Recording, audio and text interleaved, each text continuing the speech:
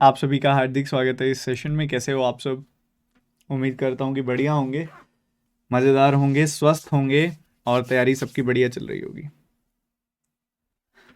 Good afternoon, good afternoon, good afternoon. आवाज़ आ रही है सबको? एक बार कंफर्म करेंगे। Am I audible and visible properly? Am I audible and visible properly? एक बार बताएंगे। सारे के सारे बच्चे बताएंगे, फटाफट से बताएंगे।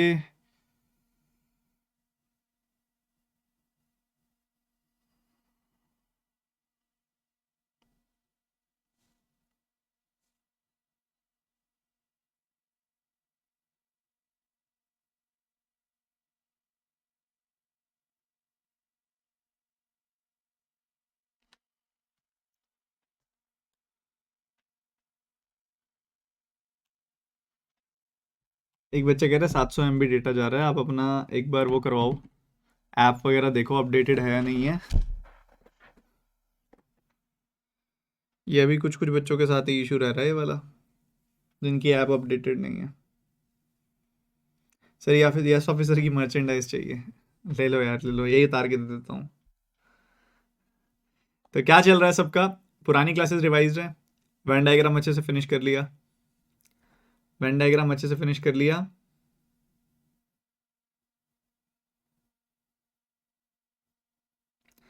जय जगन्नाथ, जय जगन्नाथ। वेन डायग्राम की वीडियो मिल गई थी या नहीं मिली थी, पहले तो ये बता दो। वेन डायग्राम की वीडियो मिल गई थी?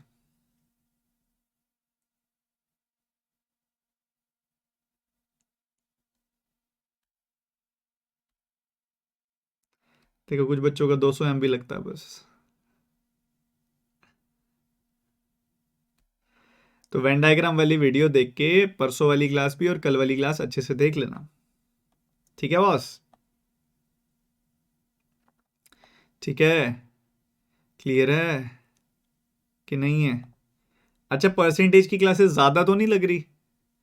ऐसे तो नहीं लग रहा सर बहुत ज़्यादा क्लासेस ले रहे हो? नहीं, अक्सर बच्चों की शिकायत ये होती है क्लासेस कम हो रही हैं। हमारे कुछ बच्चों की शिकायत ये हो सकती है क्लासेस ज़्यादा हो रही हैं। सर इतने पैसे दिए थे हमने, इतनी फीस तो दी नहीं थी हमने जितनी क्लासेस ले रहे हो आप। नो सर, गलत बात है ये तो। No sir, this is cheating sir, this is cheating, this is cheating sir, है ना?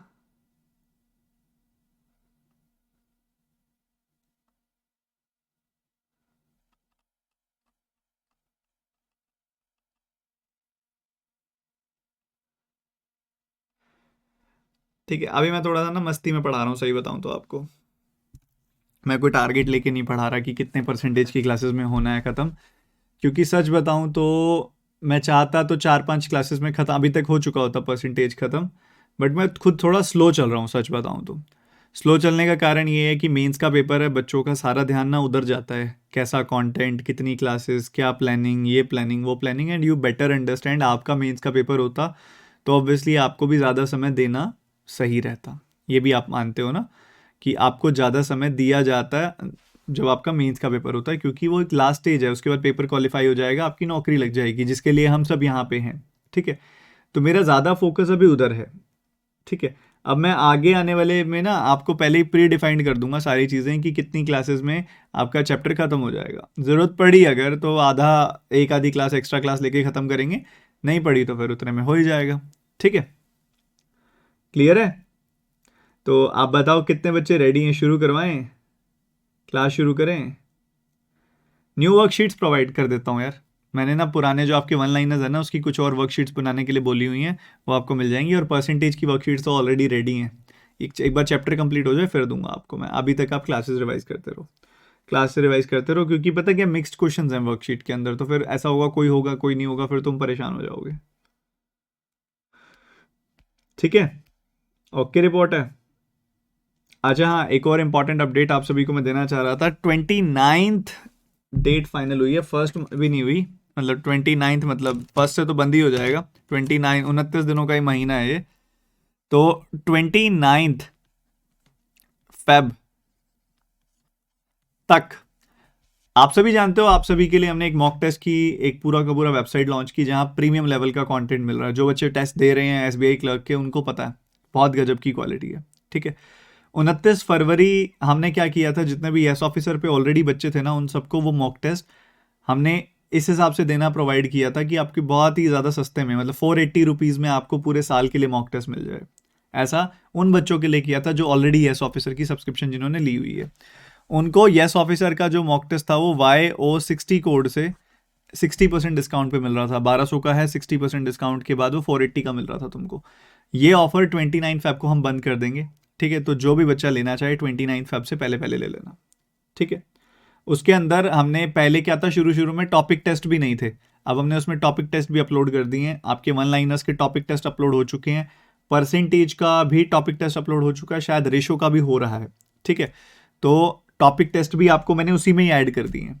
तो जो बच्चा लेना चाहे बड़ी खुशी से ले सकता है। उसमें आपको टॉपिक टेस्ट मिलेंगे, सेक्शनल टेस्ट मिलेंगे, प्री के टेस्ट मिलेंगे, मेंस के टेस्ट मिलेंगे, और पूरी इंडस्ट्री में जितने टेस्ट मिलते हैं उससे ज़्यादा मिलेंगे, और रियल क्वालिटी वाले टेस्ट मिलेंगे। ठीक है, तो जिसने ना लिया हो YO60 कोड लगा के आप ले लेना। ये यस ऑफिसर के स्टूडेंट्स के लिए है सिर्फ। ठीक है, 29 फेब इसकी लास्ट डेट है।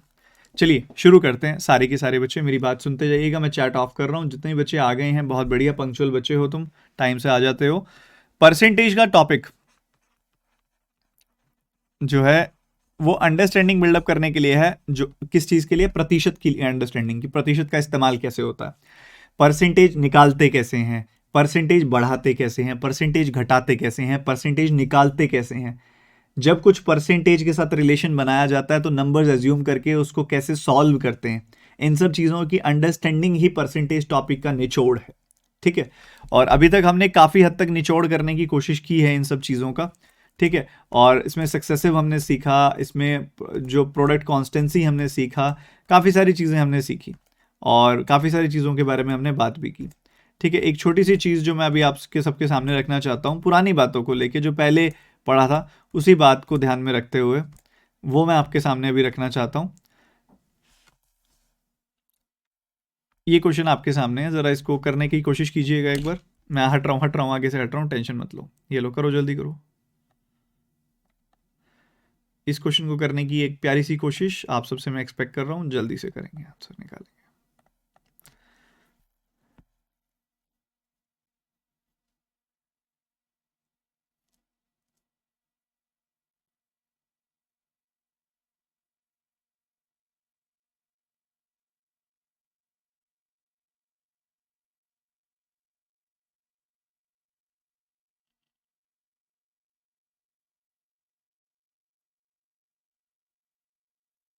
नाइस क्वेश्चन, जल्दी से करेंगे। बेसिक अंडरस्टैंडिंग को अप्लाई करते हुए क्वेश्चन है। अनु जरूर आएगा फीचर, ये भी फ्यूचर में। अभी पहले आप फीचर छोड़ो, सवाल को उधेड़ो।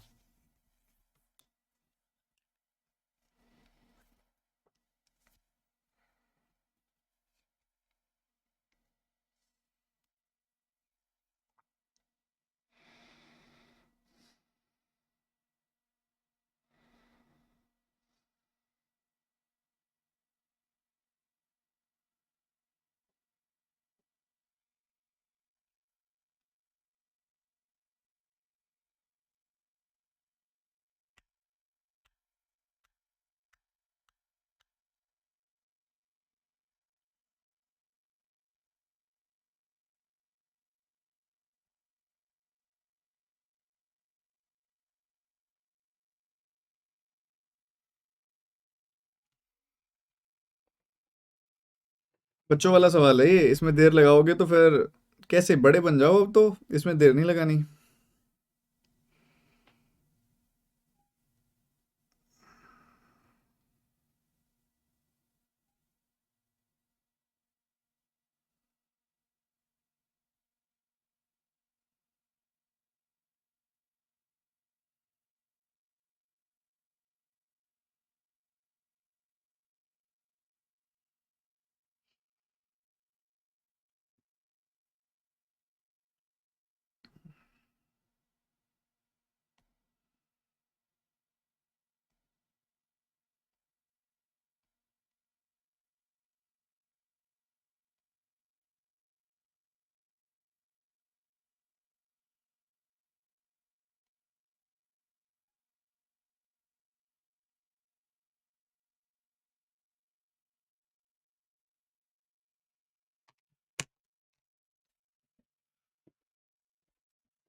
आया आंसर किसी का? आया आंसर किसी का?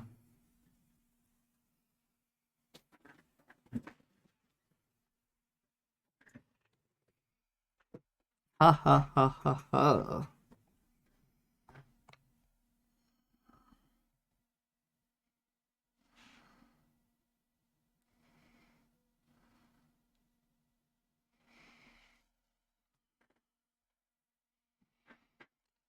चलो जी मेरी बारी।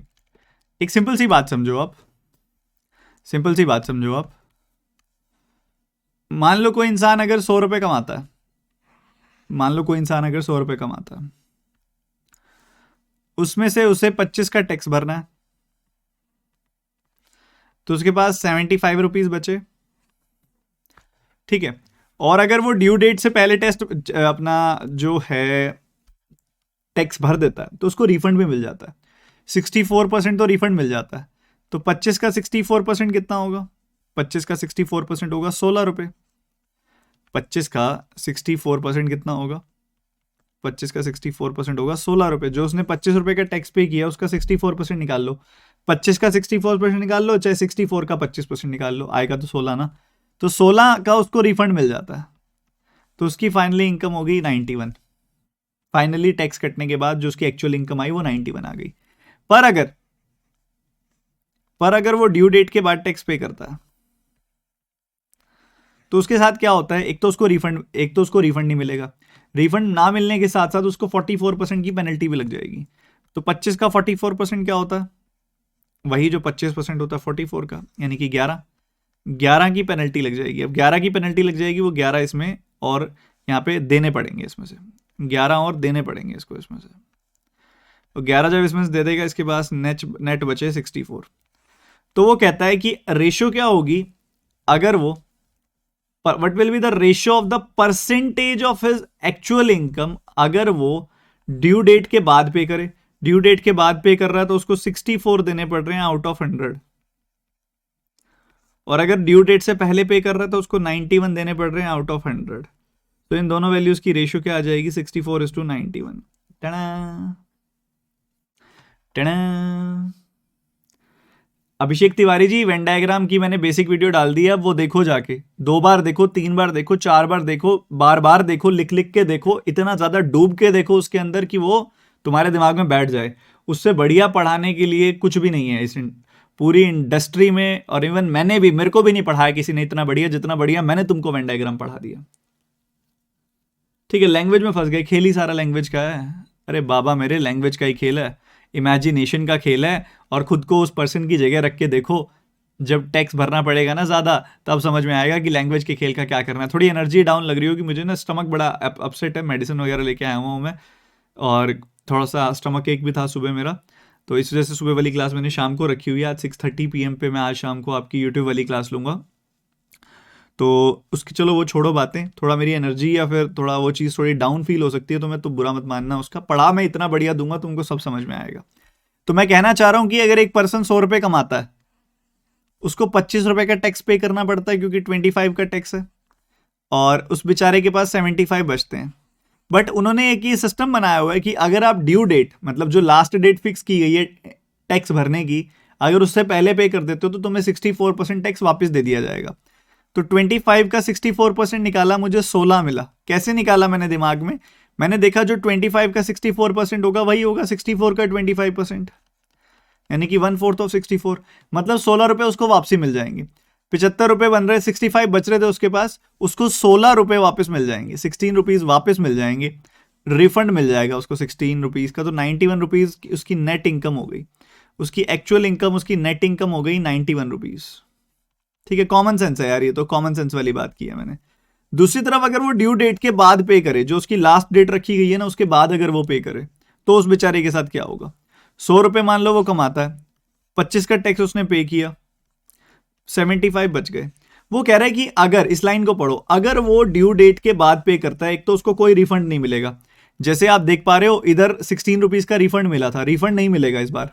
और रिफंड ना मिलने के साथ साथ एक पेनल्टी भी लग जाएगी 44% की। पेनल्टी मतलब एक्स्ट्रा पे करना पड़ेगा 44% ऑफ इस टैक्सेस। तो 25 रुपए अगर उसका टैक्स बनता था, उसका 44% निकालोगे तो 11 रुपए आएगा। 25% 44 का निकाल लो, 11 रुपये आएगा। तो 11 रुपये का टैक्स उसको एडिशनल देना पड़ेगा। एडिशनल देना पड़ेगा तो मतलब 75 रुपये भी नहीं, उससे भी कम उसके पास बचेंगे, 11 रुपये और कम, यानी कि 64 रुपीज उसके पास बचेंगे। तो ये 6400 का कितना परसेंटेज है? 64%। 9100 का कितना परसेंटेज है? 91%। तो इन्हीं दोनों वैल्यूज की रेशियो क्या आ गई? 64:91। टाना। ये सवाल था बड़ा ही अप्रतिम, बड़ा ही प्यारा, बड़ा इंटरेस्टिंग, मजेदार वाला सवाल। ये क्वेश्चन करेंगे, परसेंटेज निकालने की समझ पैदा करने वाला सवाल है। सर समोसे ज्यादा खा लिए क्या? नहीं, समोसे की बात नहीं है, वैसे ही कई बार हो जाता है।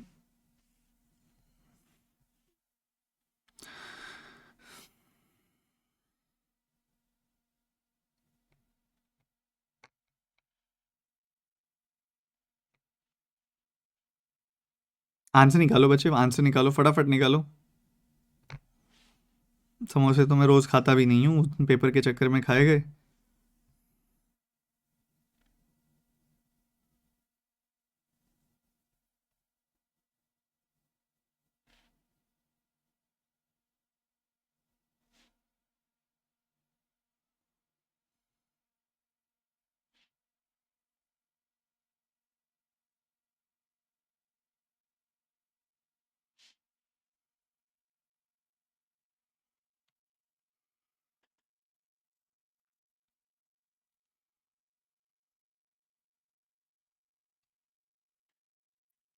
अब इसमें जो परसेंटेजेस का इस्तेमाल किया गया है उसका हमें ठीक से प्रयोग करना पड़ेगा।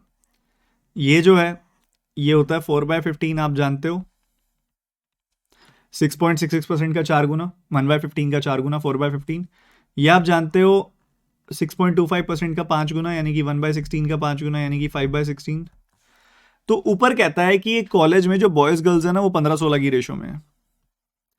एक कॉलेज में जो बॉयज एंड गर्ल्स हैं वो 15 और 16 की रेशो में। मैंने कहा जी ओके, ओके रिपोर्ट है, बढ़िया रिपोर्ट है, मज़ेदार रिपोर्ट है। बॉयज़ एंड गर्ल्स 15-16 की रेशो में, मतलब 15x एंड 16x मान लिया हमने यहाँ पे। डायरेक्टली 15-16 क्यों मान लिया?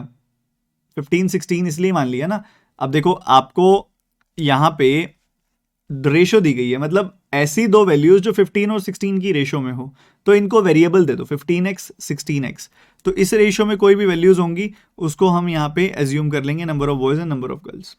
और इधर मुझे दिखाई भी दे रहा है ना, इधर मुझे दिखाई भी दे रहा है कि इधर डिनोमिनेटर 15 है और ये 15 का मल्टीपल भी है, तो मुझे टेंशन लेने की जरूरत नहीं है। इधर डिनोमिनेटर 16 है और ये 16 का मल्टीपल भी है, तो मुझे टेंशन लेने की जरूरत नहीं है। सब बहुत इजीली सॉल्व हो जाएगा। कहते हैं कि इतने बॉयज 4/15 बॉयज एंड 5/16 गर्ल्स ये गई पिकनिक पे। दे लाइक इतने लोग वेंट होम फॉर हॉलीडेज। अच्छा, इतने लोग घर चले गए हॉलीडेज के लिए।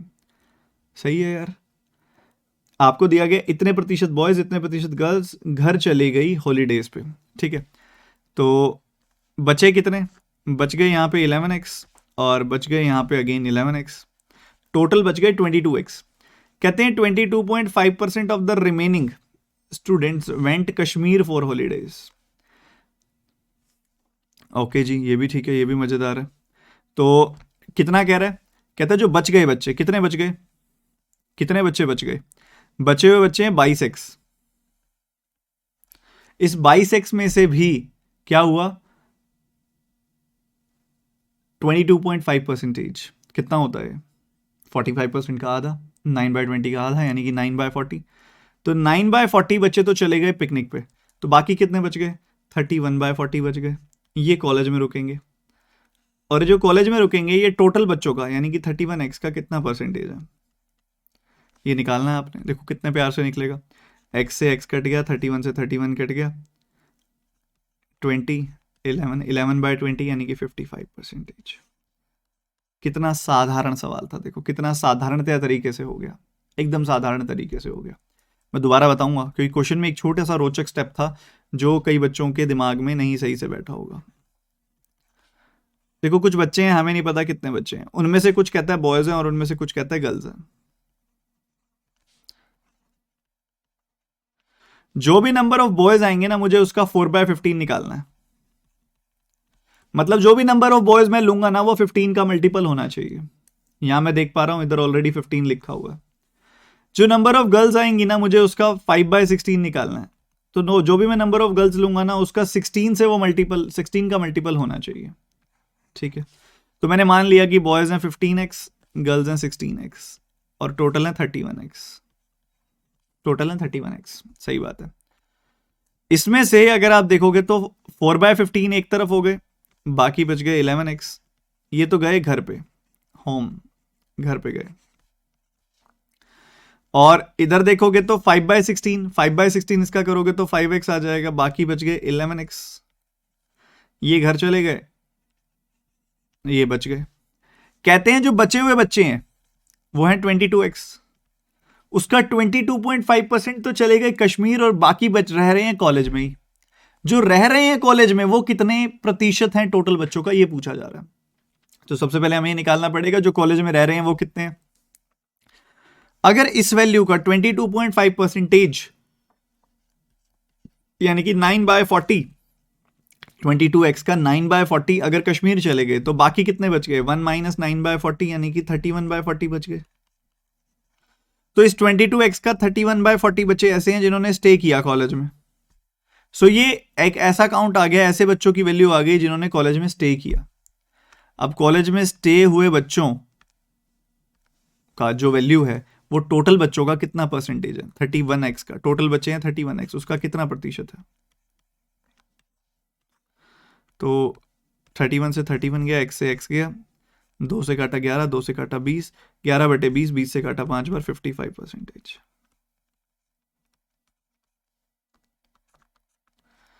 ये आपका आंसर आ गया, 55%। Beautiful question.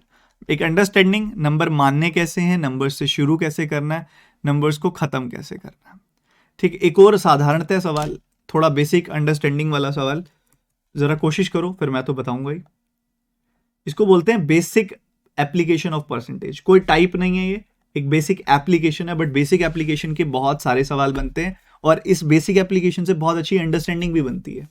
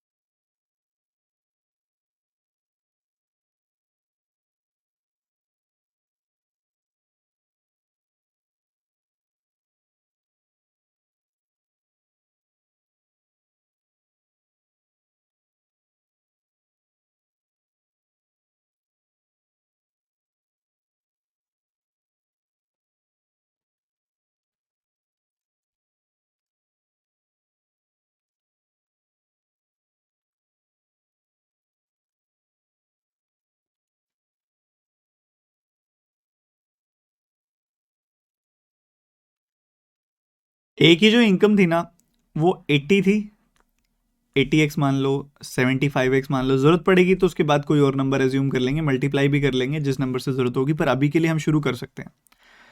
क्योंकि अगर आप देखोगे ये जो वैल्यू है, ये जनवरी की वैल्यू है। ठीक है, ये जनवरी की वैल्यू है। जनवरी के बाद अगर आप देखोगे तो आपका फेब्रवरी आ रहा है। फेब्रवरी में ये वैल्यू जो है कितने से घट गई, ये वैल्यू जो है 25% से घट गई, 1/4 से घट गई, 20 से घट गई, और ये बन गई 60x। उसके बाद ये फर्दर वैल्यू घट गई, फर्दर कितने से घट गई, 33.33% से घट गई। 33.33% से घट गई, 1/3 से घट गई, मतलब 20x से फिर घट गई, 40x रह गई। कब? मार्च में। सही है, सही है, सही है। ये डिक्रीज आया, ये डिक्रीज आया। उसके बाद कहता है मार्च में ए और बी की जो रेशो है ना, मार्च में ए और बी की रेशो 4-5 है। तो मार्च में अगर ए और बी की रेशो 4-5 है तो ऑब्वियसली 4 पार्ट्स की वैल्यू 40 है, तो एक पार्ट की वैल्यू 10 होगी और 5 पार्ट्स की वैल्यू 50 होगी। ये हम कह सकते हैं, बहुत ही बढ़िया, ब्यूटीफुली हम कह सकते हैं ये बात। एंड कहता है कि ए एंड सी की रेशो 5-6 होगी। ए एंड सी की रेशो, इसकी और इसकी रेशो 5 एंड 6 है। तो 5 की वैल्यू अगर 40 पार्ट्स हैं तो एक की वैल्यू 8 और 6 की वैल्यू 6 का 8 गुना, यानी कि 48 पार्ट्स हो जाएंगे यहाँ पे, 48x हो जाएगी वैल्यू। बड़ा मज़ेदार चल रहा है, बड़ा मज़ेदार चल रहा है। कहता है बी की इनकम 1/6 से डिक्रीज हुई थी मार्च में। मार्च में 1/6 से डिक्रीज हुई थी बी की इनकम। 1/6 से डिक्रीज हुई थी मतलब 6 से 1 घट के 5 हो गई होगी। 1/6 से घटना मतलब 6 से 1 घट के 5 हो गई होगी। 5 की वैल्यू 50 है तो 6 की वैल्यू 60 आ जाएगी। ठीक बात है, सही बात है। और यहाँ पे उस हिसाब से देखें तो यहाँ कितना डिक्रीज हो रहा है, यहाँ पे डिक्रीज हो रहा है 15x का।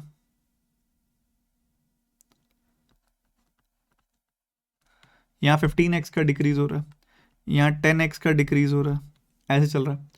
और आगे बढ़ते हुए कहता है income of C decreases by 11.11% in February, मत मीन्स 1/9 से डिक्रीज हो गई थी वैल्यू। 1/9 मीन्स इसका 1/9 होगा 8x, 8x से डिक्रीज हो गई वैल्यू मतलब 64x हो गई वैल्यू।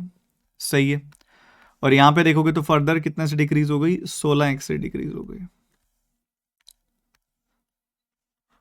ये चल रहा है। हमसे क्वेश्चन क्या पूछा जा रहा है, रेशो पूछी जा रही है। किस चीज की रेशो पूछी जा रही है? जो भी परसेंटेज चेंज हुआ है उसकी। Incomes of B in February, B की फरवरी में कितना इनकम डिक्रीज हुआ भैया? 15 का डिक्रीज हुआ 75 पे। 15 75 का 20% होता है। और सी इन मार्च, तो सी में 16 का डिक्रीज हुआ 64 पे। 16 64 का 1/4 होता है, यानी कि 25%। तो 4:5 की रेशो आ गई। Beautifully completed, beautifully done, and the question was simple. थोड़ी सी अंडरस्टैंडिंग, थोड़ा सा समझदारी वाला काम और क्वेश्चन खत्म। क्लियर है बॉस?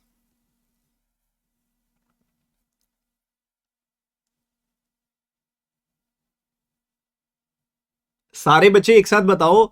जिस बच्चे को समझ आ गया वो यस सर लिख दो, जिसको समझ नहीं आया वो नो सर लिख दो।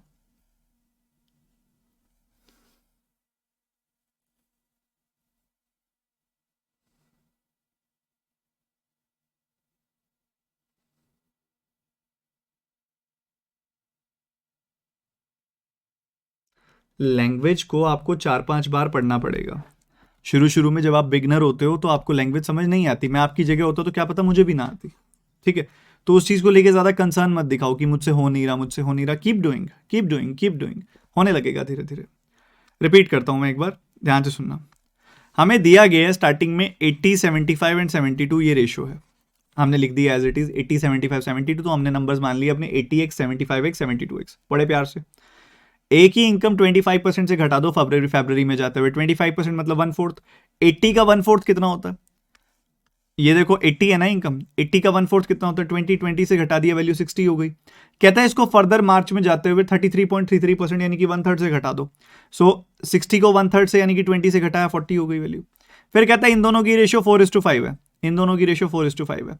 अगर 4 पार्ट्स की वैल्यू 40 है तो एक पार्ट की वैल्यू 10, 5 पार्ट्स की वैल्यू 5 10 50।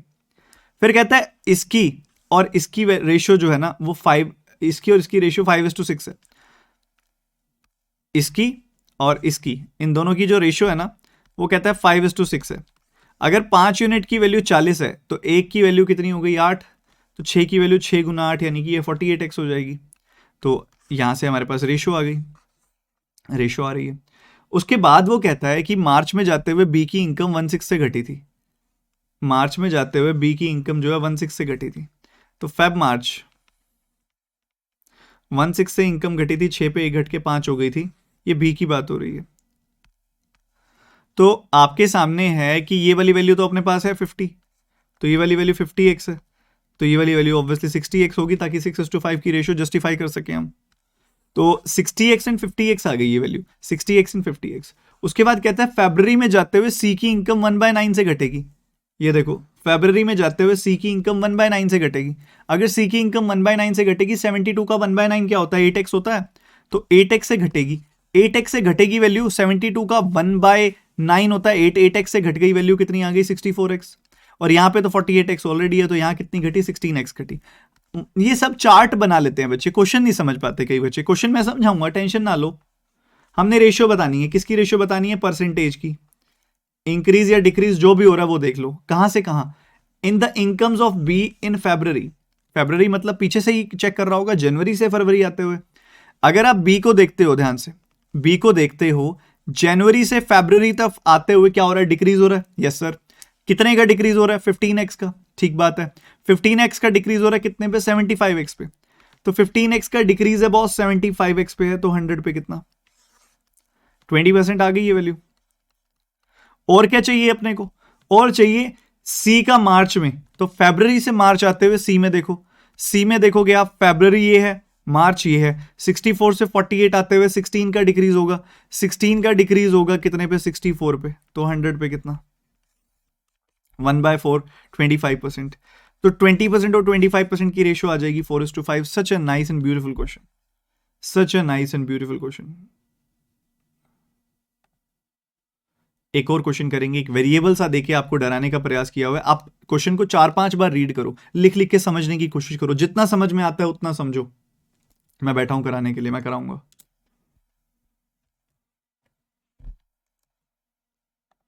ये मेरे पीछे थोड़ा सा टेक्स्ट छुप गया होगा, मैं वो क्वेश्चन का आपको टेक्स्ट दोबारा दिखा देता हूं।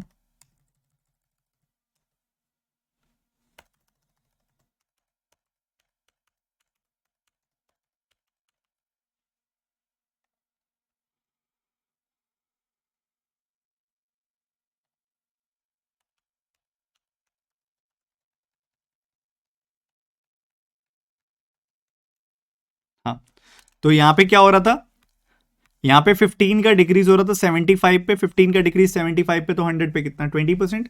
यहाँ पे 16 का डिक्रीज हो रहा था 64 पे, 16 का डिक्रीज 64 पे, तो 100 पे कितना, 25%।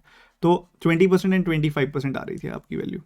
ठीक है, इस तरीके से ये निपटाना था बच्चे। क्वेश्चन करेंगे शबनम, पूरा आराम से रीड करो, क्या चल रहा है बहुत आराम से देखो, फिर मैं तो बताऊंगा ही। आप अपनी तरफ से पूरा जोर लगाओगे ना अगर क्वेश्चन को सॉल्व करने में, अपना 100% जोर लगा दो। ओरिएंटेशन क्लास में मैंने क्या बोला था आपको, जितना आपसे बन पाए उतना जोर लगा दो सवाल को समझने में, समझने में जितना हो सकता है उतना सॉल्व करो। मैं आंसर की एक्सपेक्टेशन नहीं कर रहा, मैं आपसे एक्सपेक्टेशन रख रहा हूं आपके एफर्ट की। सोनम इसी इसी कोर्स के अंदर आपको मिल जाएगी, परसेंटेज क्लास 3 के बाद मिल जाएगी आपको, परसेंटेज क्लास 3 के बाद आपको मिल जाएगी।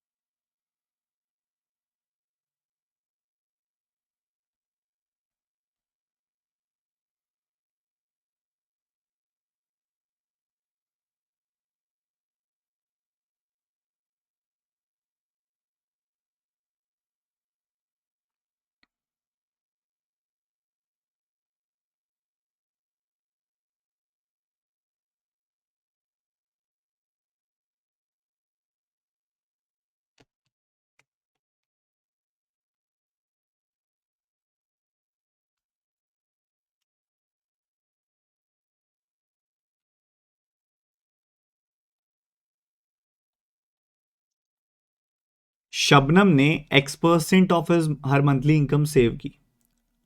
क्या पहली लाइन में हमें कुछ पता है, नहीं पता, पहली लाइन में हमें कुछ भी नहीं पता, क्योंकि x मींस अननोन वैल्यू, जो चीज अननोन है उसका क्या पता।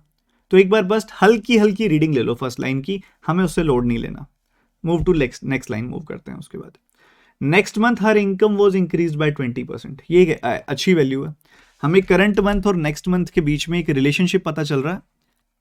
करंट मंथ और नेक्स्ट मंथ में हमें एक रिलेशनशिप पता चल रहा है इनकम के बीच में।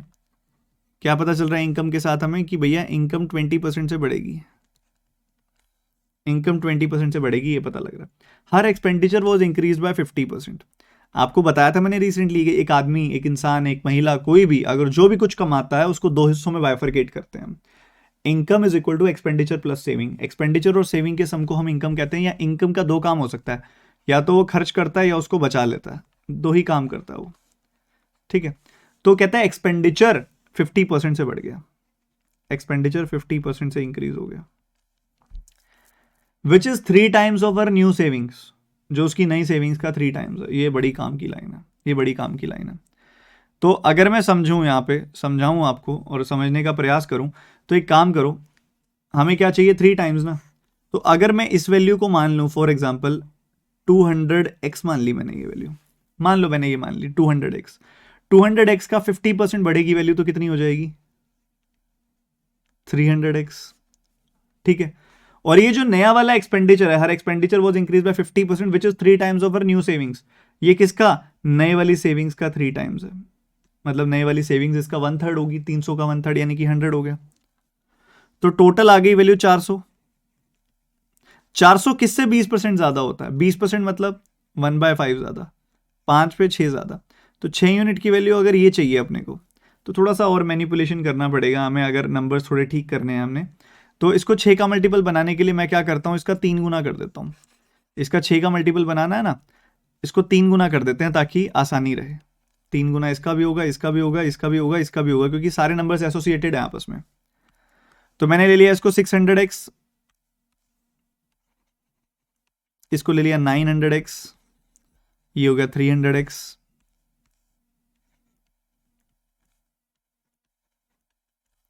और इधर से आ गया 1200x। अब हम जानते हैं 20% जब कोई वैल्यू बढ़ रही है तो 5 से 6 हो रही है। तो 6 यूनिट की वैल्यू अगर 1200x है, 6 पार्ट्स का मतलब 1200, तो एक पार्ट का मतलब 200, 5 पार्ट्स का मतलब 5 गुना 200 यानी कि 1000। 1000 आ गई वैल्यू। 1000 में से 600 खर्चा कर दिया तो 400 सेव कर लिया। क्या मैं अब पहली लाइन को दोबारा पढ़ सकता हूं कि शबनम अपनी मंथली इनकम का x% सेव करती है? 400 सेव कर रही है शबनम 1000 में से, 400 सेव कर रही है शबनम 1000 में से, मीन्स हम कह सकते हैं 40% सेव कर रही है। पर ये तो कह रहा है x% सेव कर रही है, तो x की वैल्यू 40 आ गई। आगे बढ़ते हुए कहते हैं find by what percentage her new savings is more than her old savings. More तो नहीं है जी, लेस है। मोर तो नहीं है जी, लेस है। कितना लेस है? 100 लेस है। न्यू सेविंग इज मोर और लेस देन, ठीक है, लेस है, 100 लेस है। 100 लेस है कितने पे? 400 पे, मीन्स 25% लेस है। तो इनमें से कौन सी वैल्यू 25% है? एक्स की वैल्यू तो 40 है ना, तो 40 प्लस 5 ये 45 हो गया, 40 माइनस 10 ये 30 हो गया, 40 प्लस 10 ये 50 हो गया, 40 माइनस 15 ये 25 हो गया। तो ये डी ऑप्शन जो है ना, ये 25% है। डी ऑप्शन का मतलब जो है 25% है। तो डी ऑप्शन हमारा आंसर आ गया। क्या ऐसे ही वेरिएबल्स और ये सब चीज़ों से हम ऊपर उठेंगे ना? ऐसे ही तो उठेंगे हम, वेरिएबल और इन सब चीज़ों से ऊपर। क्या क्लियर है मेरे सारे के सारे प्यारे प्यारे लाडले लाडले बच्चों को इस सवाल का खेल?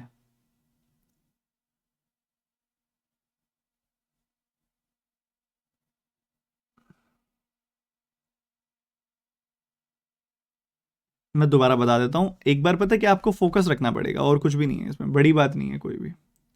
ठीक है, अगर आप 100 मान के शुरू करते हैं ना, मैंने जानबूझ के ज़्यादा डिफिकल्ट सवाल रखवाई नहीं है। मुझे पता है आप 100 मान के भी शुरू करो ना, तब भी क्वेश्चन हो जाए सॉल्व। जैसे अगर आप 100 मान लेते शुरू में, तो आपको दिखाई देता 100 में 20% बढ़ाओगे तो 120 आ जाएगी वैल्यू। ये तो करंट मंथ है, ये नेक्स्ट मंथ है। ठीक है, करंट मंथ और नेक्स्ट मंथ की ये इनकम है।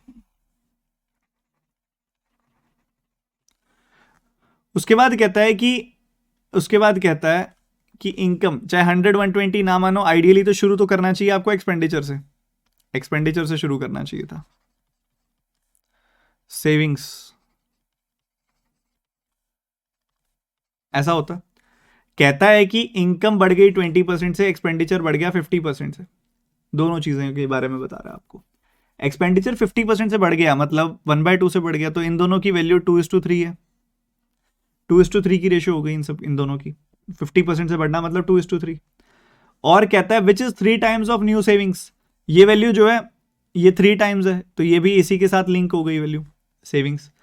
बट प्रॉब्लम क्या है, 3+1 होता है 4, यहाँ पे 4 आएगी वैल्यू, यहाँ पे क्या आएगी वैल्यू 4 आएगी। अब 4 जो होता है वो 20% वाली चीज को जस्टिफाई नहीं कर रहा, क्योंकि हमें पता है कि यहाँ पे रेशियो 5:6 आनी चाहिए। करंट और नेक्स्ट इनकम की रेशियो 5:6 है, क्योंकि 20% बढ़ रही है वैल्यू। तो इसको ऐसा कोई नंबर बनाना पड़ेगा, इस 4 की जगह कोई ऐसा नंबर लाना पड़ेगा जो 6 से कट जाता हो। इस 4 की जगह कोई ऐसा नंबर लाना पड़ेगा जो 6 से कट जाता हो, इसलिए मैंने इसको 12 बना दिया। 3 से इसको गुना कर दिया, 3 से इसको गुना कर दिया, 3 से इसको गुना कर दिया, 3 से इसको गुना कर दिया, ताकि ये मल्टीपल बन जाए। ठीक है, तो ये बन गया 12, ये 9 और ये 3। 12, 9, 3, ये वैल्यू आ गई 6।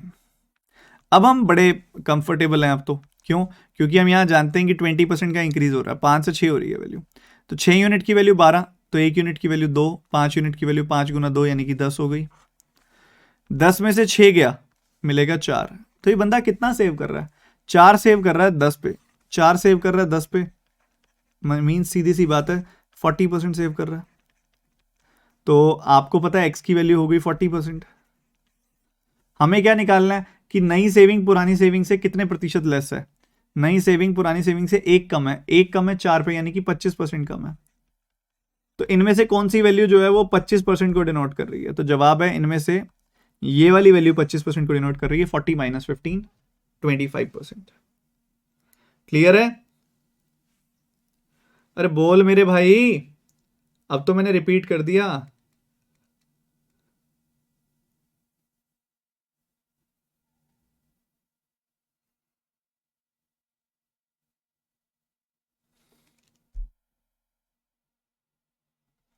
चलो चलो चलो चलो चलो, कोई कमी नहीं आने दूंगा आज की क्लास में, टेंशन मत लेना। अब ये देखो, ये बहुत प्यार से इस सवाल को रीड करना, क्वेश्चन की क्वालिटी एकदम अल्टीमेट है। बहुत प्यार से रीड करो और कोशिश करो इसको सॉल्व करने की।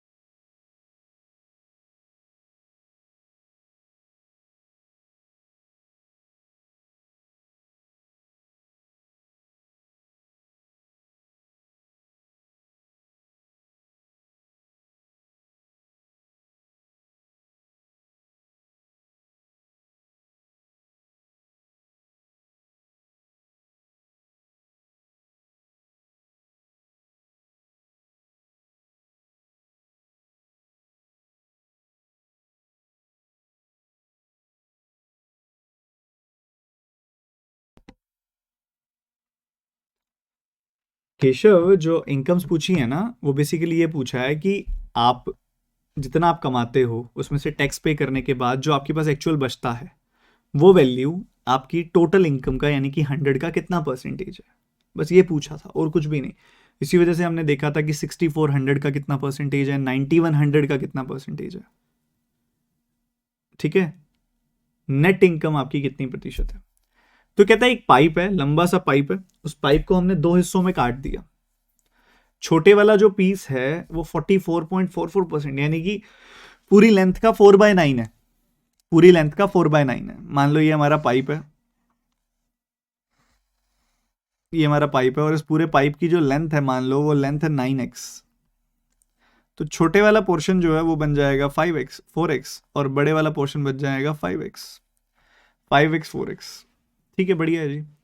कहते हैं then both the pieces are stretched such that shorter piece extends by 50%। हमारे पास अब एक ये पीस आ गया जो 4x है, और एक ये पीस आ गया जो 5x है, ठीक है।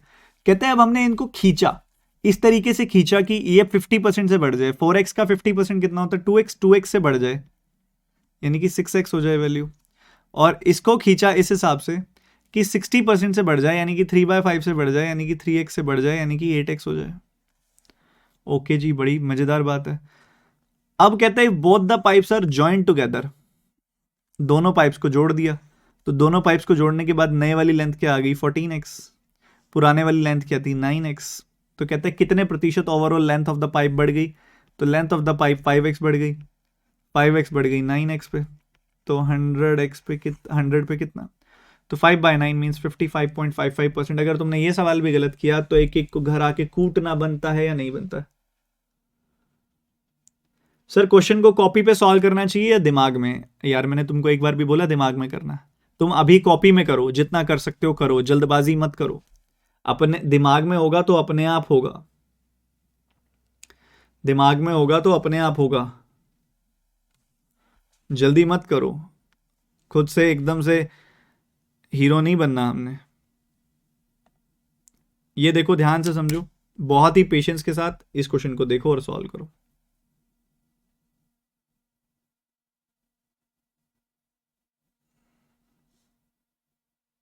सयन 4-4 बार पढ़ भाई, 5-5 बार पढ़। लैंग्वेज की प्रॉब्लम ठीक करने के लिए ना आपको अपनी रीडिंग हैबिट्स पे काम करना पड़ेगा। देखो पता है, मैथ्स मैथ्स है अपनी जगह पे, बट आपको ये समझना पड़ेगा जिस लैंग्वेज में सामने दिया गया उस लैंग्वेज से कंफर्ट भी होना ज़रूरी है ना। सो अगर आप इंग्लिश में पेपर देने वाले हो तो इंग्लिश की ज़्यादा रीडिंग करो, चाहे कोई बुक पढ़ लो, चाहे कोई नॉवल पढ़ लो, चाहे कोई न्यूज़पेपर पढ़ लो, whatever you want to read in English read. अगर आप हिंदी में देना चाहते हो तो हिंदी में पढ़ो, ताकि आपकी पढ़ के समझने की क्षमता बेटर हो। और दूसरा, आपकी रीडिंग बहुत ही ज़्यादा फोकस्ड होनी चाहिए।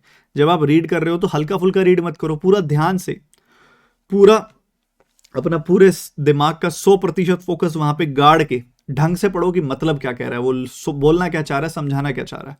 ये दो चीज़ें ठीक करो। मैथ्स तो एक अलग जर्नी है, अपना पढ़ने की क्षमता बेटर करना एक अपने आप में अलग जर्नी है। सेजल फर्स्ट क्लास से अच्छे से पढ़ते जाओ, आपको बड़ा मजा आएगा, आसान रहेगा, आसान।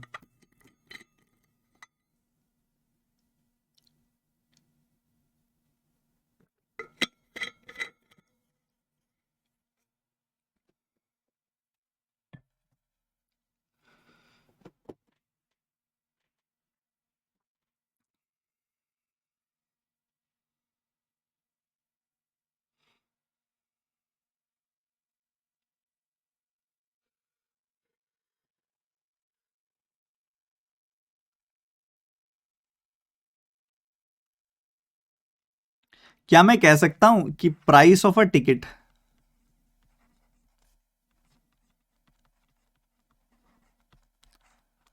को जब आप मल्टीप्लाई करोगे नंबर ऑफ सीट्स सोल्ड, तो आपको टोटल रेवेन्यू मिल जाएगा। एक कॉमन सेंस है ये तो, कि भैया मान लो तुम मूवी देखने जाते हो, मूवी की टिकट है 400 रुपए की, और वहां पे कुल मिला के 250 सीट्स हैं, तो इससे तुम क्लियरली बोल सकते हो ना कि तुम्हारा जो रेवेन्यू आ जाएगा वो 1 लाख रुपए का आ जाएगा।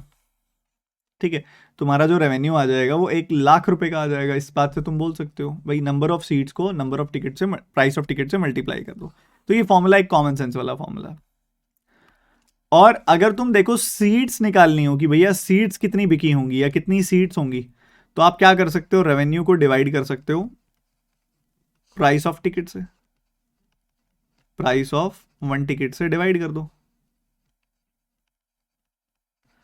एक टिकट का जो प्राइस है उससे अगर आप रेवेन्यू को डिवाइड कर दोगे तो आपको पता लग जाएगा कितनी सीट्स वहां पे हैं। सही बात है सर, सही बात है। उसने एक बात बोली है आपको, क्या बात बोली है?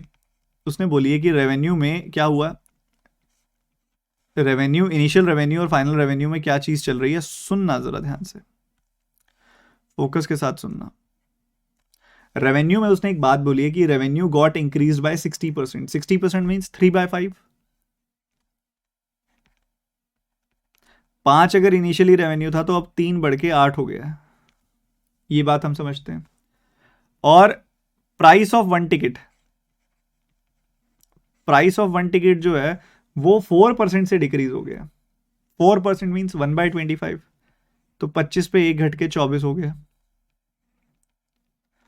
तो हम क्या समझ पा रहे हैं? हम ये समझ पा रहे हैं कि रेवेन्यू और प्राइस का डेटा मेरे पास है। मैंने आपको कल की क्लास में एक बात बताई थी, आप रेशियोज को डायरेक्टली मल्टीप्लाई और डायरेक्टली डिवाइड कर सकते हो अगर उनके बीच में कोई रिलेशन बन रहा है, तो एक्स और वाई एज्यूम करने की जरूरत नहीं है। क्या बताया था मैंने कल वाली क्लास में? कि आप रेशियोज को डायरेक्टली मल्टीप्लाई या फिर डायरेक्टली डिवाइड कर सकते हो, अगर कोई रिलेशनशिप बन रहा है तो वेरिएबल मानने की जरूरत नहीं है। हम जानते हैं कि जब रेवेन्यू को प्राइस से डिवाइड करते हैं तो सीट्स आ जाती हैं। तो रेवेन्यू की रेशो को जब मैं प्राइस की रेशो से डिवाइड करूंगा तो मुझे सीट्स की रेशो मिल जाएगी। तो 5/25, 5/25 बन जाएगा 1/5। 8/24, तो ये बन जाएगा 1/3। पर ये रेशो अच्छी नहीं लग रही ना, 1/5 1/3 रेशो अच्छी नहीं लग रही। तो रेशो के अंदर एक हमारे ना, एक क्या कहते होते हैं उसको, एक फ्रीडम दी जाती है रेशो के चैप्टर में ना। रेशो के फॉर्म में एक फ्रीडम हमें दी जाती है, एक आज़ादी हमें दी जाती है किस चीज़ की? क्रॉस मल्टीप्लाई करने की, to make the things look easier. तो क्रॉस मल्टीप्लाई कर देंगे ना तो इट विल बिकम 3:5 की रेशो। तो सीट्स जो है वो पहले 3 थी, मान लो पहले सीट्स 3A थी, अब बढ़ के 5A हो गई हैं। इनिशियली सीट्स जो थी और जो फाइनली सीट्स हैं उनके बीच में 3:5 की रेशो है। तो 3A और 5A, इनिशियली सीट्स 3A थी, अब सीट्स 5A हैं। तो सीट्स कितने से बढ़ गई? सीट्स बढ़ गई 2A से। सीट्स कितने से इंक्रीज हो गई? 2A से। ये तो कह रहा है 200 से बढ़ी है, तो ए की वैल्यू आ गई 100। ए की वैल्यू आ गई 100, मतलब इनिशियली सीट्स जो थी वो 300 थी, और अब जो सीट्स हैं वो 500 है। इनिशियली सीट्स 300 थी, अब सीट्स 500 है। उसके बाद कहता है कि इनिशियली सीटिंग कैपेसिटी कितनी थी? इनिशियली सीटिंग कैपेसिटी थी x+125। तो ये जो 300 है ये x+125 के बराबर है, तो x की वैल्यू 175 हो गई। x की वैल्यू 175 हो गई, और x की वैल्यू 175 होते ही क्वेश्चन सॉल्व कर लो आप। ये देखो क्या निकालना है, 175% ऑफ 600।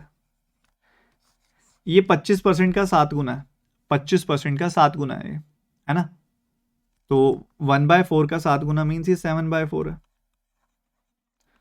तो 150 का 7 गुना 1050 इज द आंसर। क्वेश्चन को पकड़ा जाता है ढंग से, सीधा गर्दन से पकड़ के मरोड़ दो सवाल को।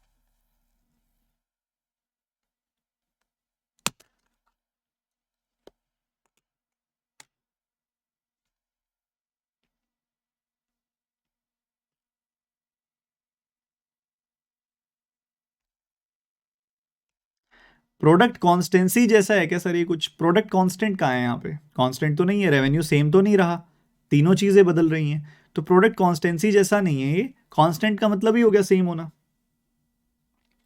सर खुद कब आएगा ये तरीका? जब आप इसको 2 से 3 बार रिवाइज कर लोगे। जब आप इसको 2 से 3 बार रिवाइज कर लोगे।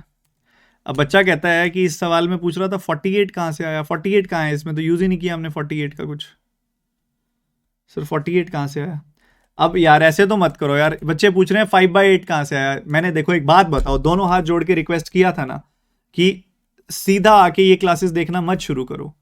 मैंने तुमको बोला हुआ है, पहले तुम्हें परसेंटेज टू फ्रैक्शन देखनी पड़ेगी, फिर तुम्हें देखनी पड़ेगी पहली क्लास परसेंटेज की, जहां परसेंटेज चेंज सिखाया था। अगर तुम ऐसे करोगे कि मैं तुम्हें कैसे पढ़ा पाऊंगा फिर? एक बात बताओ, मान लो एक इंसान आगे की तरफ बढ़ना चाह रहा है, तुम उसको पकड़ के पीछे घसीट लो रोज, तो क्या कभी वो चैप्टर कंप्लीट हो पाएगा? क्या वो कभी अपनी जर्नी पे पहुंच पाएगा?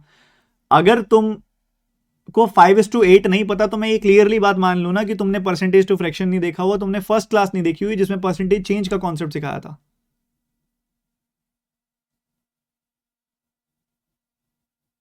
तो प्लीज जाके वो देखो ना यार। क्यों आप अपना और मेरा टाइम वेस्ट कर रहे हो? प्लीज बच्चे, रिक्वेस्ट समझो मेरी।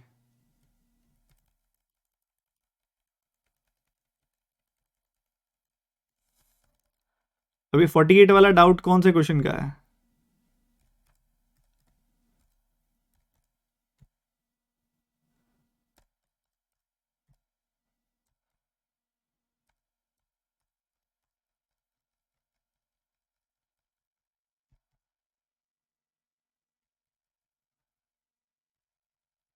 आई और एफ क्या है? इनिशियल एंड फाइनल वैल्यू बच्चे, इनिशियल एंड फाइनल वैल्यू।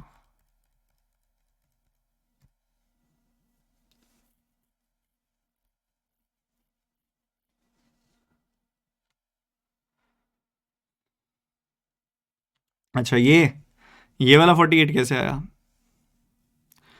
बिल्कुल फोकस की कमी से आया, क्योंकि देखो ये लिखा हुआ है कि मार्च के अंदर ए और सी की रेशियो 5-6 है। मार्च के अंदर ए और सी की रेशियो अगर 5-6 है, तो 5 यूनिट की 5 पार्ट्स की वैल्यू अगर 40x है, तो एक पार्ट की वैल्यू 8x हो जाएगी, और 6 पार्ट की वैल्यू 6 × 8x यानी कि 48x हो जाएगी। सर खुद क्वेश्चन नहीं सॉल्व कर पाते हैं, होगा ऐसा ही होगा, शुरू शुरू में ऐसा ही होगा, खुद से नहीं होंगे। खुद से होने लगे तो फिर क्या फायदा।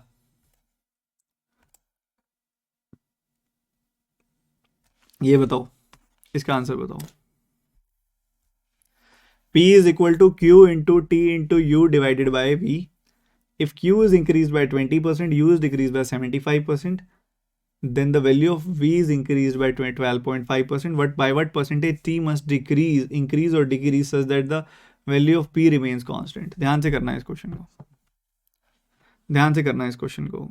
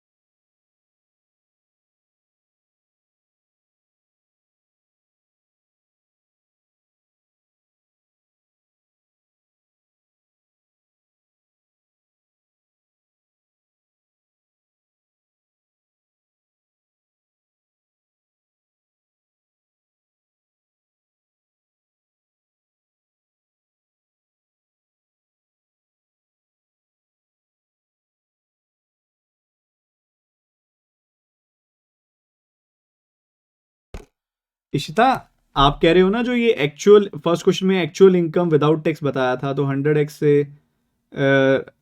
रेशो होगा ना, आप ये सब कह रहे हो ना। तो देखो यार, 100x जो है ना एक्चुअल इनकम विदाउट टैक्स थोड़ी है। 100x तो आपके पास आने वाला टोटल पैसा है, उसमें से टैक्स कटेगा, ठीक है। तो ये गलती कर रहे हो आप, टैक्स कटने के बाद 91x आपकी एक्चुअल इनकम है।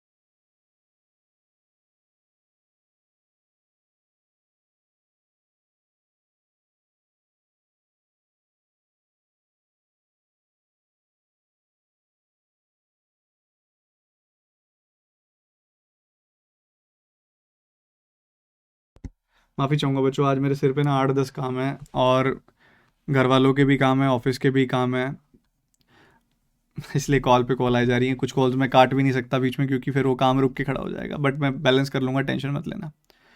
P is equal to Q into T into U by V. Q into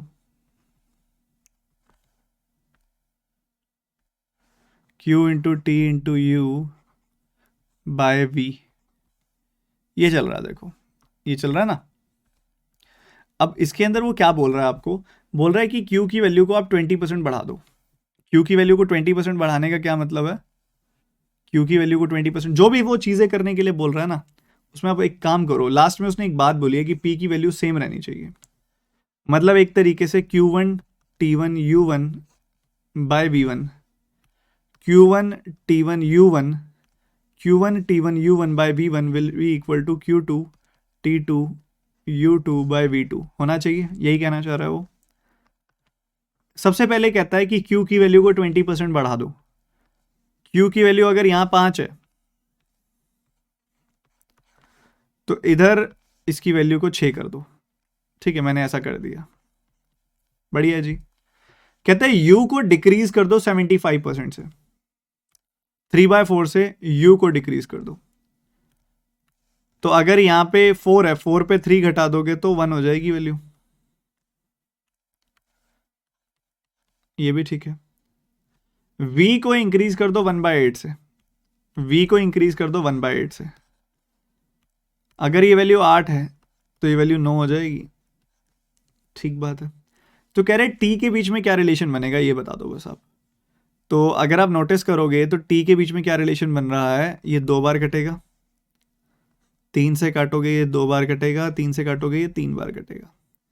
so 5/2t1 is equal to 2t2/3। So t1/t2 की रेशो क्या आ जाएगी, you will get 4/15। t1 t2 की ratio आ जाएगी 4/15।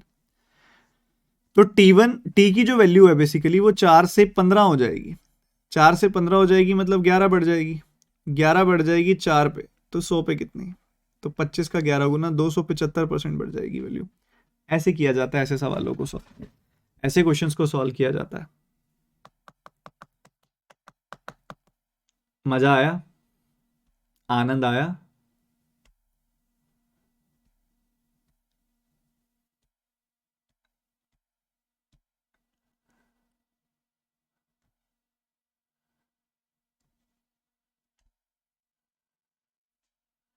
तो ये एक अच्छा क्वेश्चन था, बस ढंग से प्लेसमेंट करनी थी आपने नंबर्स की।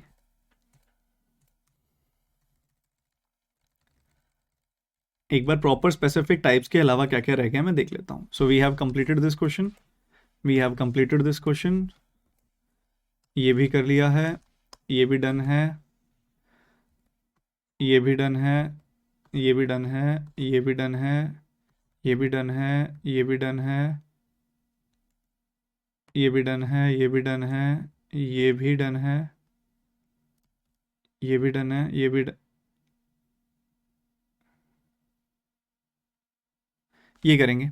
जनरल क्वेश्चन है बट इंपॉर्टेंट क्वेश्चन है, करेंगे इसको फटाफट से।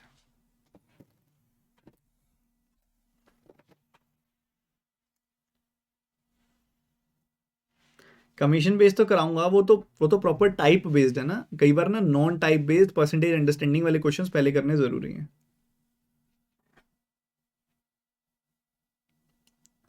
हाँ जी नेहा, ऑब्वियसली एक एक क्वेश्चन मेरी निगरानी में बनता है, टाइप्स में ही एक्सप्लेन करता हूँ मेरी कंटेंट टीम को। जल्दी करेंगे ये वाला सवाल फटाफट से।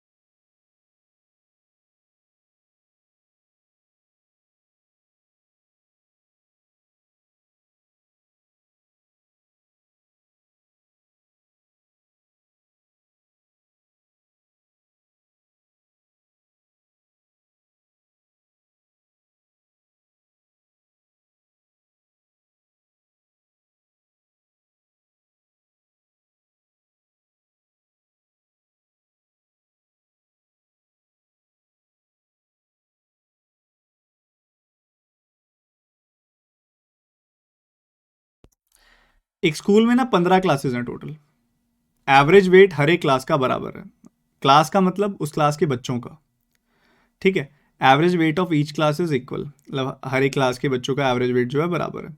2 months ago average weight of 2 months ago to after 2 months the average weight of classes are increased by 5 kg, 10 kg, 15 kg and so on. If the original average weight of the class is 160 kg, then find the percentage increase in the average weight of the school. पूरी school की average weight में कितने changes आएंगे। सही है जी, बढ़िया है। एक क्लास का एवरेज वेट कितना है? एक क्लास का एवरेज वेट कितना? 160 kg। मानते हुए बात आप, अगर 160 kg एवरेज वेट है, ओरिजिनल एवरेज वेट है एक क्लास का, तो देखो क्या होता है, एवरेज इज इक्वल टू, एक बचपन में ये रिलेशन आपने पढ़ा होगा, average is equal to sum over N. Average is equal to sum over N. अगर आपको टोटल वेट निकालना है तो आपको क्या करना पड़ेगा, सम निकालना है तो आपको क्या करना पड़ेगा, एवरेज को एन से मल्टीप्लाई करना पड़ेगा। एवरेज को एन से मल्टीप्लाई करना पड़ेगा। तो यहाँ 15 क्लासेस हैं टोटल, 160 एवरेज है, तो आपको यहाँ पे 2400 केजी ओवरऑल सम पता लग गया। 2400 केजी सम पता लग गया। ठीक है, बढ़िया है जी, अच्छी बात है। 2400 केजी इनिशियली सम था सारी की सारी क्लासेस का मिला के। अब जो बढ़ रहा है, कैसे बढ़ रहा है, एक का 5 किलो बढ़ रहा है, दूसरे का 10 किलो बढ़ रहा है, तीसरे का 15 किलो बढ़ रहा है, चौथे का 20 किलो बढ़ रहा है, ऐसे हर एक का कुछ कुछ कुछ एक्स्ट्रा इंक्रीज होता जा रहा है। तो ये जो इंक्रीज इन वेट है ये 15 बार होगा, जाके 15 क्लासेस हैं तो 15 बार होगा, तो ऐसे ऐसे 15 टाइम्स होगा। तो ये ओवरऑल कितनी बढ़ जाएगी वैल्यू, ये निकालना है आपने। जो ये एक्स्ट्रा एक्स्ट्रा 5, 10, 15 इनका सम कितना है ये देखना है हमने। तो यहाँ पे sum up to N terms का फॉर्मूला लगा देंगे, जो आपको नहीं आता होगा मुझे पता है, n/2 into 2a plus n-1 into D. मैं बताऊंगा इस बारे में आपको बेसिक से। n कितना है यहाँ पे 15 है, 2a मतलब 10 हो गया, n-1 मतलब 14 हो गया, d मतलब 5 हो गया। ठीक है, तो ये चल रहा, तो 75 प्लस ये कितनी हो गई वैल्यू, इधर मल्टीप्लाई किया हमने 75, इधर काटा तो 7 पंजे 35 का 15 गुना 450 प्लस 75 525, तो 600 किलो से हमारा वजन बढ़ जाएगा। 600 किलो से हमारा वजन बढ़ गया, तो ये 600 किलो जो होंगे ये 2400 किलो का कितना प्रतिशत होंगे, ये 600 किलो जो होंगे ये 2400 किलो का 25% होंगे। पहले तो मेरे को ये बता दो कितने बच्चों को इतना बताते ही क्लियर हो गया। एक्सप्लेन तो मैं दोबारा करूंगा, छोटी छोटी चीज सारी दोबारा बताऊंगा, कितने बच्चों को इतना बताते ही क्लियर हो गया।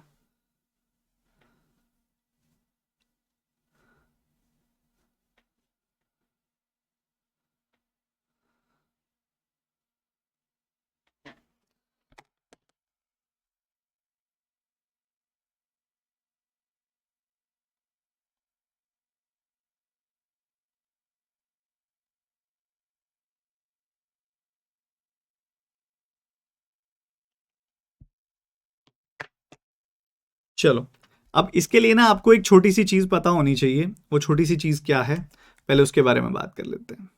वो छोटी सी चीज है arithmetic progression. Arithmetic progression,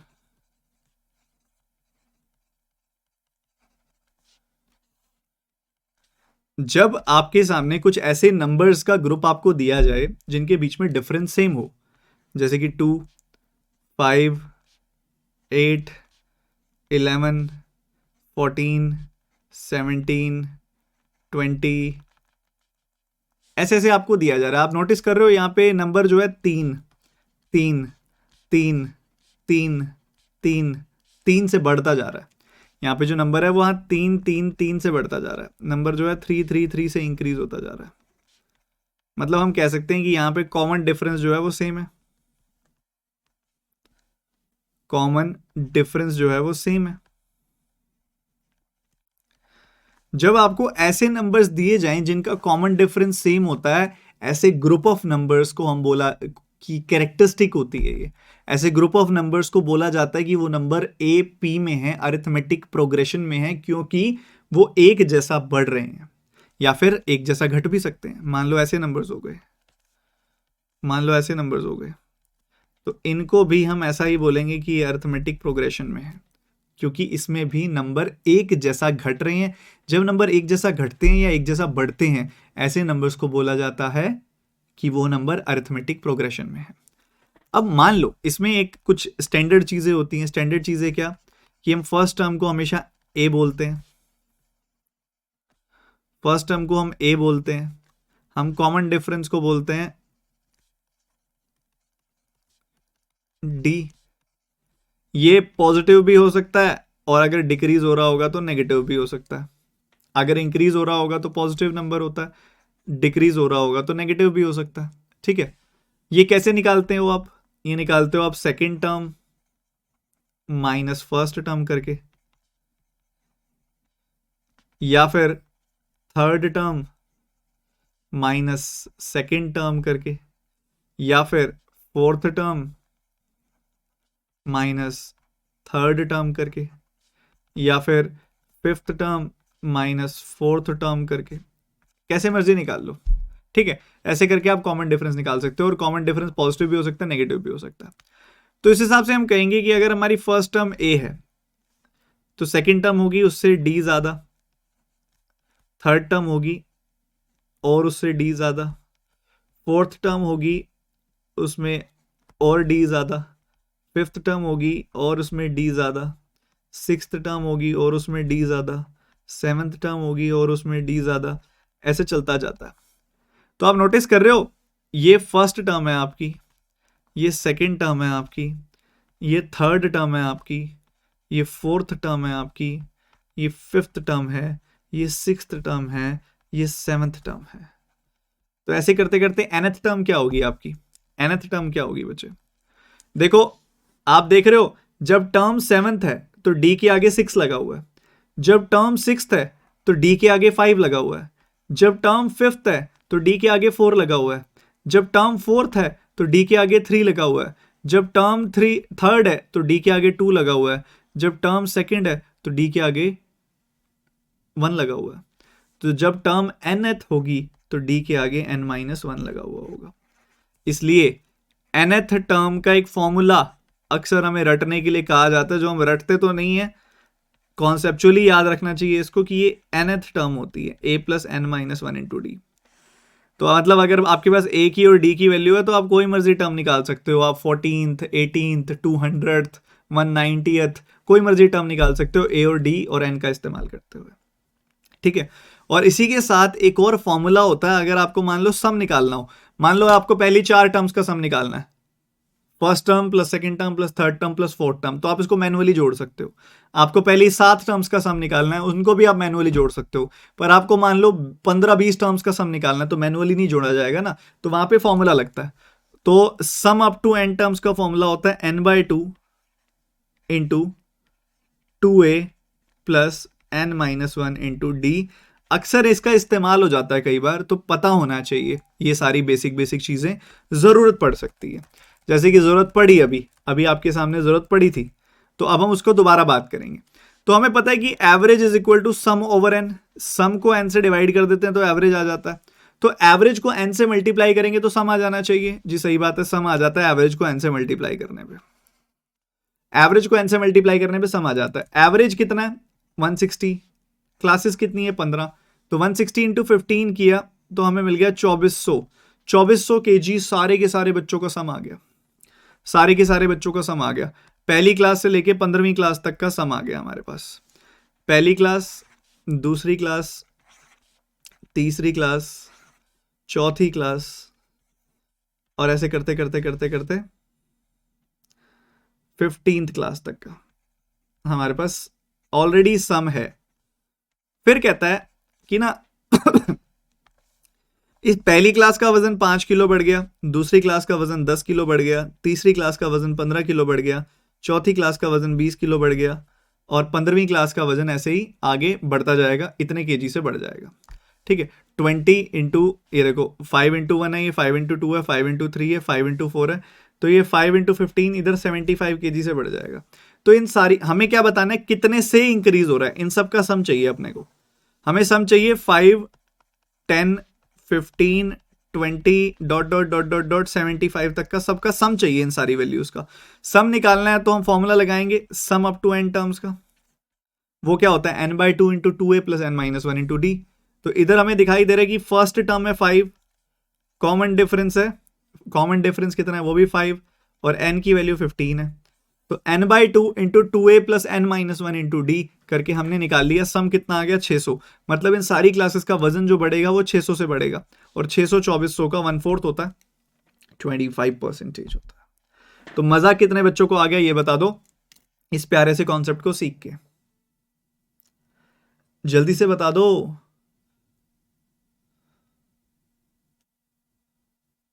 sir 5 common निकाल के 1 + 2 + 3 + c कर सकते थे, वो भी एक तरीका है, कर सकते थे। उसके लिए आपको nn + 1/2 का पता होना चाहिए था, वो भी एक तरीका है। सर इलेक्शन वाले कॉन्सेप्ट भी बिगड़ा दो, मैंने क्या कोर्स खत्म कर दिया, चैप्टर खत्म कर दिया? रुक जाओ यार, सामने जो पढ़ाया जाता है उसकी महत्वाकांक्षा समझो। इलेक्शन वाले सवाल जो है ना, लास्ट 2 सालों से ना किसी भी मेजर पेपर में नहीं आए हैं, ठीक है, बट इस टाइप के सवाल बहुत आए हैं पेपर में।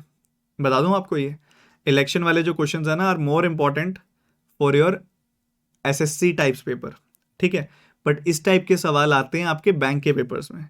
सो ट्रस्ट मी, कराऊंगा तो मैं सब कुछ, बट जो पढ़ा रहा हूं उसके ऊपर विश्वास रखो, तभी पेपर एग्जामिनेशन में होंगे, ठीक है। 75 कैसे आया, 15/2 को 10 से मल्टीप्लाई कर दिया, 15/2 7.5 होता है, उसको 10 से मल्टीप्लाई कर दिया तो 75 आ गया। 15/2 को 14 × 5 से मल्टीप्लाई कर दिया तो 525 आ गया। सिंपल सी बात है, कैलकुलेशन वाली चीजें कैसे तुम गलत कर देते हो।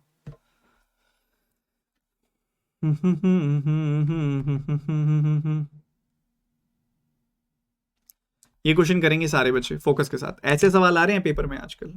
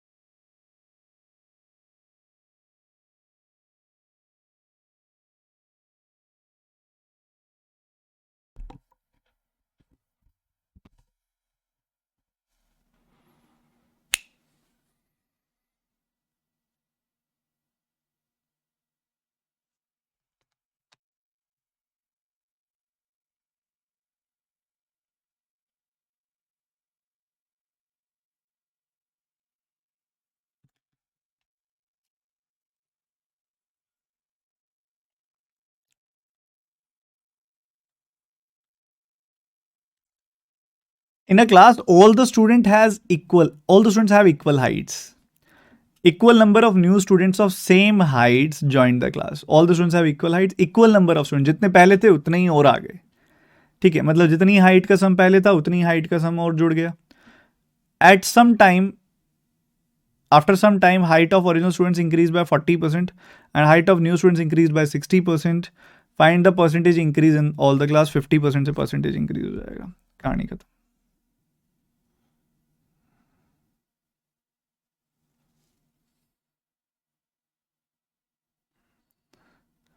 सर ये कैसे किया आपने?